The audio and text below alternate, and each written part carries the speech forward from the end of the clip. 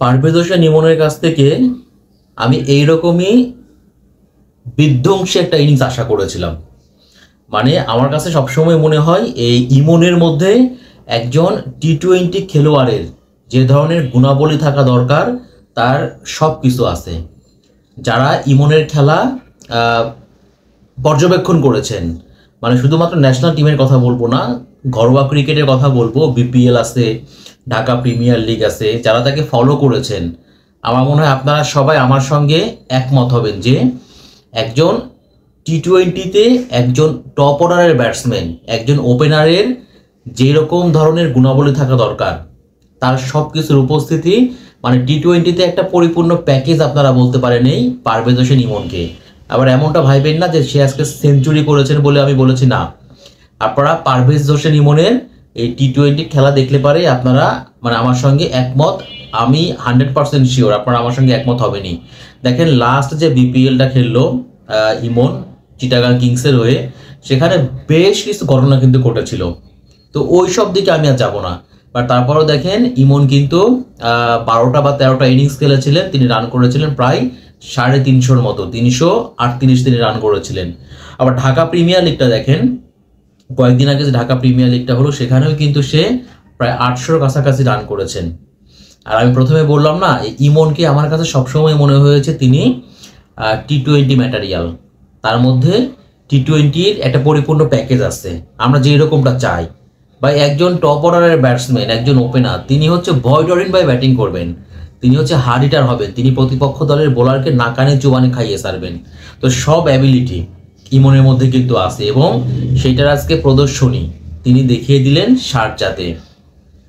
আগে 7টা ম্যাচ খেলেছিল, আগে 7টা ম্যাচ মিলিয়ে তার রান কত হবে, 80-82 এরকম রান হবে, কোনো কিন্তু 50 ছিল না। সেই পারভেজ ইমন আজকে সেঞ্চুরি করলেন, যেটা কিনা প্রত্যেকটা ব্যাটসম্যানের স্বপ্ন থাকে, সেঞ্চুরি করা। নিজের 8 নম্বর টি-20 ম্যাচে এসে 3 অঙ্কের ম্যাজিক ফিগারে দেখা পেলেন এই পারভেজ ইমন, তাও কিনা 53 বলে, 28 বলে 50 করলেন, তারপরে 53 বলে তিনি সেঞ্চুরি করলেন। এবং তার যে ইনিংসটা 185 স্ট্রাইক রেট, 5টা 4 মেরেছেন, 9টা ছক্কা মেরেছেন, এবং এই যে 9টা ছক্কা মারার মধ্যে দিয়ে আরও একটা রেকর্ড তিনি করেছেন। কি রেকর্ড? সেটা হচ্ছে এক ইনিংসে, মানে ইন্টারন্যাশনাল টি-20তে এক ইনিংসে সর্বাধিক ছক্কা মারার রেকর্ড।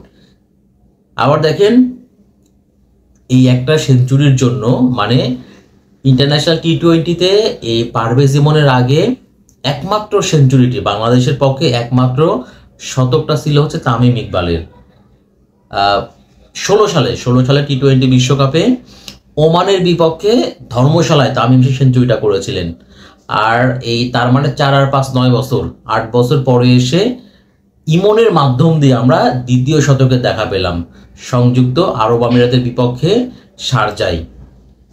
ইমন ছাড়া আজকে যে এই আরব আমিরাতের বিপক্ষে, মানে আমি এর আগেও কিন্তু বলেছিলাম যে আমার কাছে মনে হয় আরব আমিরাতকে বাংলাদেশ দলের উড়িয়ে দেওয়া উচিত যদি আপনি শক্তির বিচার করেন। বাট আমরা দেখলাম কি জানেন, আজকেও আমাদের ব্যাটসম্যানরা হতাশ করেছে। যদি ইমন আজকে সেঞ্চুরি না করতো, তিনি 54 বলে 100 রান করেছেন, যদি ইমন আজকে এই ইনিংসটা না খেলতো তাহলে পারে যে আসলে কি হতো। দেখেন দ্বিতীয় সর্বোচ্চ রান হচ্ছে তাওহিদ হৃদয়ের 20, জাকির আলী করেছেন 13।